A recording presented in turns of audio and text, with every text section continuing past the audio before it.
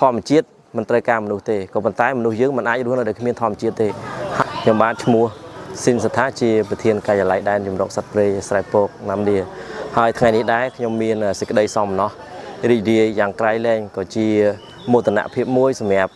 នៅដែនជំរកសត្វព្រៃស្រែពកដែលមានព្រឹត្តិការណ៍ប្រឡែងកំពើភ្នំចូលក្នុងដងទន្លេនៃដែនជំរកសត្វព្រៃស្រែពកនេះហើយវាសបញ្ជាក់ឲ្យឃើញថាពីការខិតខំប្រឹងប្រែងលើការងារអភិរក្សរបស់ថ្នាក់ដឹកនាំគ្រប់ជាន់ថ្នាក់ជាពិសេសមន្ត្រីវិទ្យាអនុរដ្ឋយើងនៅក្នុងដែនជំរកសត្វព្រៃស្រែពកណាំលាទាំងមូលតែម្ដងហើយការប្រឡែងកំពើភ្នំចូលទៅជំរកធម្មជាតិរបស់វានេះយើងសង្ឃឹមយ៉ាងមុតមមថានេះគ្រាន់តែជាជំហានទី1តែយើងនឹងមានការប្រឡែងជាបន្តបន្ទាប់ហើយការប្រឡែងនេះយើងអាចថាជាការតាក់ទាញសម្រាប់ភ្ញៀវទេសចរមកស្នាក់នៅឬក៏មកស្វែងយល់ពីតំបន់សក្តានុពលនៅក្នុងដែនជំរកសត្វព្រៃស្រែពកយើងព្រោះយើងមិនមែនមានតែជីវៈចម្រុះសម្បូរបែបនោះទេយើងមានទាំងសត្វព្រៃប្រភេទកម្រមួយចំនួនមានទាំងក្នុងទឹកមានទាំងលើគោកនិងលើអាកាសហើយនាថ្ងៃអនាគតយើងអាចនឹងមានរៀបចំជាតំបន់លំហែបៃតងដើម្បីធ្វើម៉េចឲ្យភ្ញៀវជាតិទាំងអន្តរជាតិនឹងចូលមកទស្សនានៅក្នុងតំបន់ដែនជំរកសត្វព្រៃស្រែពកយើងហើយធ្វើការផ្សព្វផ្សាយពីសក្តានុពលតំបន់នេះទៅដល់ទាំងក្នុងស្រុកទាំងទៅលើឆាកអន្តរជាតិមកក្នុងនាមខ្ញុំជាមន្ត្រី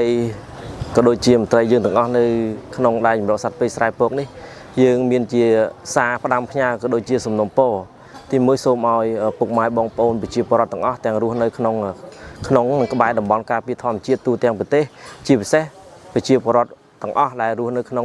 ក្បែរតំបន់ការពារធម្មជាតិនៃដែនជំរកសត្វព្រៃស្រែពកនេះគឺទីមួយសូមឲ្យចូលរួមគោរពច្បាប់ហើយ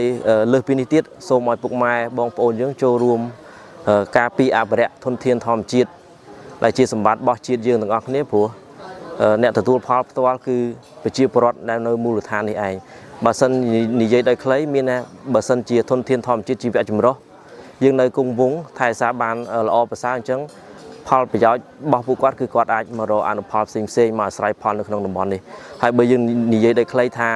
ធម្មជាតិមិនត្រូវការមនុស្សទេក៏ប៉ុន្តែមនុស្សយើងមិនអាចរស់នៅដោយគ្មានធម្មជាតិទេហើយ